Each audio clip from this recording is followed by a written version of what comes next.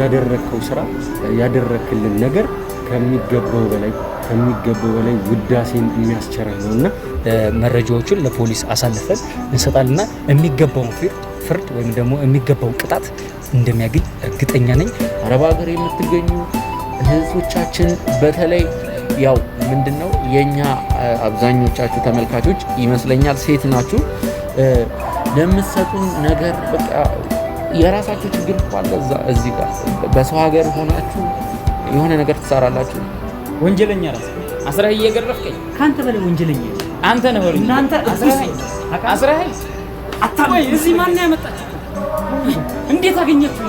እሱን አንተ ከይሲ እንዳንተ የናጡት ነካሽ አይደለም። ሰማኛለህ? እኔ እንዳንተ እንደዚህ አታረገኝ። የኛ ዋናችን አለቃችን ወንድማችን አባታችን ከሚገባው በላይ ሰፈር እንዲያደርግ ያደረገብንና ወጣ አንተ ስልኩን አምጣ። ስልኩን አምጣ። ፍጠኝ። አዳምጥ። ተሰራክተ አላዳምጥ። ልጅን ፍጠኝ። ሰውዬ አርፈህ ተቀመጥ እያልኩ አንተን አዋርጄ መናገር አለቀብኝ። ግን ያደኩበት ማህበረሰብ ያስተማረኝ ትምህርት ይህንን እንዳደርግ ያስገድደኛል። አላቃትም እያለ ትላንትና ላይ ስንነጋገር በነበረበት ሰዓት አላቃትም እያለ ሲያወራ የነበረችው ነርስ እንግዲህ ውሽሞሽ አሁን ከኛ ቆጠር ሲያቀኝ የት ልትሄድ ነው? ቁጭ በል።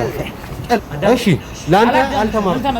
እንዳንተ ተምሬ እንዳንተ ቆሻሻ ቢቀርብኝ ይሻለኛልሽ። ድልስ ነው ወንድሜ ባንተ ምክንያት ሊሞት ነው ታውቃለህ። ወንድሜ ባንተ ምክንያት ሊሞት ነው እያልኩ ነው።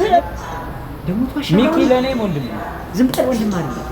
ውድ ተመልካቾቼ ምን እንደምላችሁ አላውቅም። አሁንም ፈጣሪ እድሜና ጤና ይስጥልን። ፈጣሪ ባላችሁበት ሰላማችሁን ያብዛልኝ። እንኳን ደስ አላችሁ። በካሳንቺስ ሴቶች አደባባይ